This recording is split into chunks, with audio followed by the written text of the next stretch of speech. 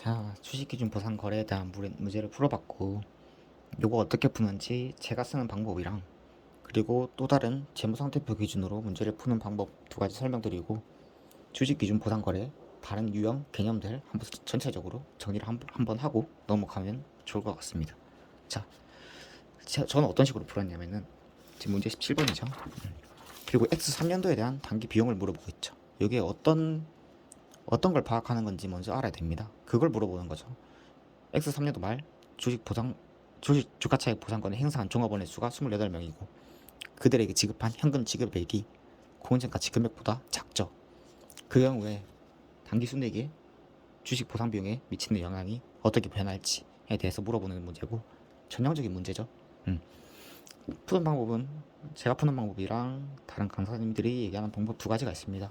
한번 보시고 그 중에 둘 중에 편한 방식으로 문제를 푸시면 될 것 같습니다. 자, 문제를 한번 10초만 읽어봅시다.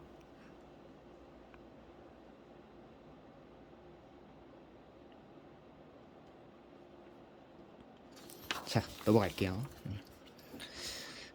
지금 3년도에 대한 보상 비용을 물어보고 있으니까 저는 1년도에 대한 거 이런 거 굳이 안 구할게요. 어떻게 구하냐면은 공정가치 금액을 일단 적어요.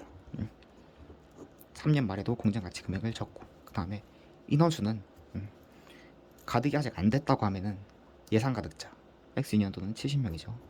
요거를 적고 가득이 됐다고 해도 그냥 최종적인 기만에 남아있는 인원을 모두 적습니다.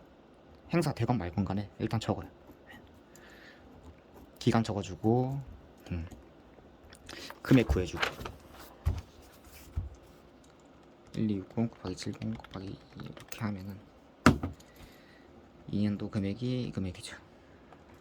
3년도 금액이 1473, 10 이렇게 하면은 102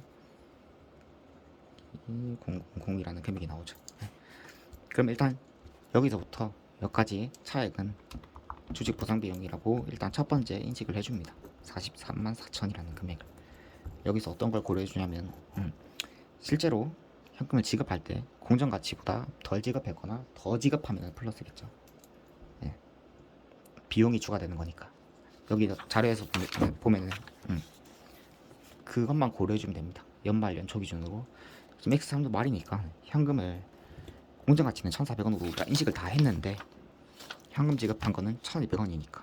그럼 200원만큼 회사한테는 이득이죠. 덜 지급했으니까. 그 금액을 구해줍니다. 200원만큼 28명에 대해서 10개씩 56,000원이란 금액을 이게 주식 보상 비용 환입이죠.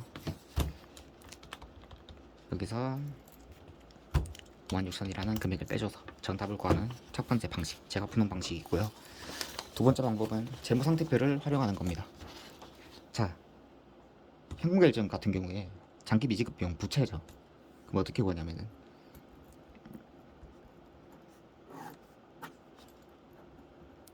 이 문제는 제가 푸는 방식으로 푸는 게 편하고 뭐 이 문제도 그렇게 푼다고 치면 X 2년 말 부채 금액이 58만 8천원이라는 금액은 우리가 알 겁니다.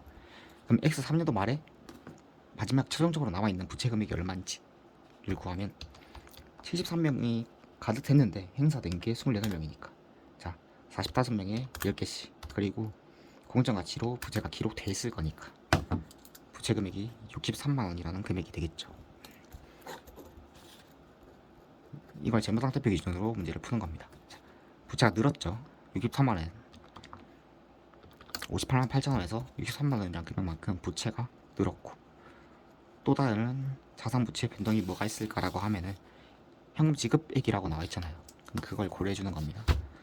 1200원 곱하기 28명 100명 10명 10개씩 네.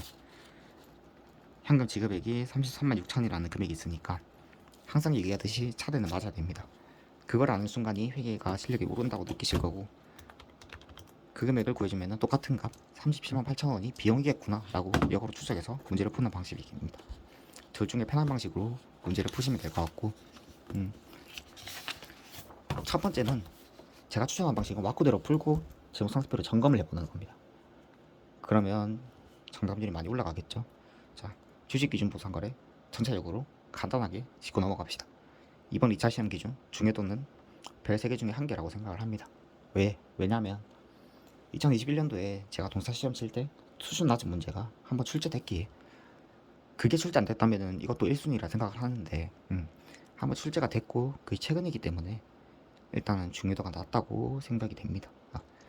어떤 유형이 있을까요? 주식 기준 부담거래. 첫 번째, 기본적인 유형이죠. 비시장 성과 조건부인 경우에 PQN, 가격이나 공정 가치라든지 수량이라든지 기간이 변화하는 경우에 비시장 성과 조건부인 경우에만 해당되죠. 그럼 수정해서 여기를 그려주시면 될 거고. 그리고 조건 변경, 남은 기간 직무손익 인식해주면 플러스로 인식해주면 되겠죠. 네. 그런 문제가 나올 거고. 두 번째는 시장성과 조건부입니다. 이거 뭐죠?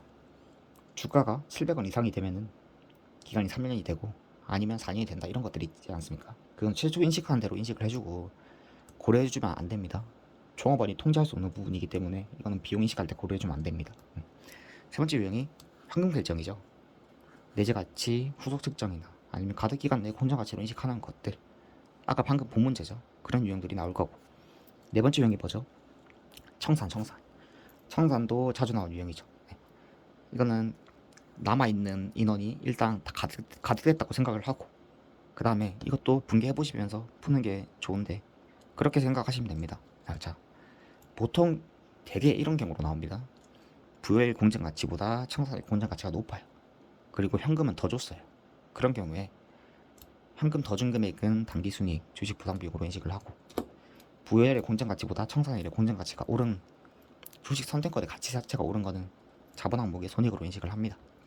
풀어보시면 무슨 말인지 아실 거예요. 그리고 추가적으로 마지막으로 나온 유형이 뭐죠?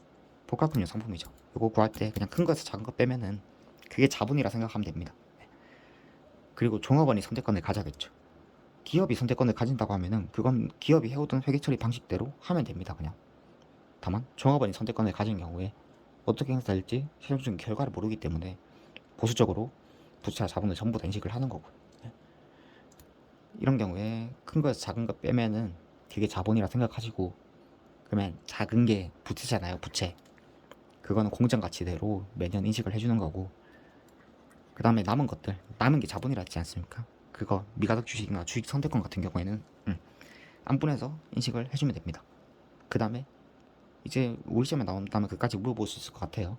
최종적으로 복합금융 상품인 경우에 마지막에 3년도 발이 끝나고 나서 행사됐을 때 분개를 해봐라 이런 것들. 최종적으로 종업원이 자본으로 선택했다, 주식을 받기로 선택했다, 현금을 받기로 선택했다. 이 경우 어떻게 분개를 하는지, 그리고 그 경우 초과 결제가 나왔다면 어떻게 인식을 하는지, 비용으로 인식할 수도 있을 거고 주식 발행 초과금에 더할 수도 있을 거고 이런 게 문제로 나올 겁니다. 이까지는 어려운 유형이고 앞에 부분에 대한 정확한 이해와 정리를 해보시기를 추천드립니다. 이상이고요.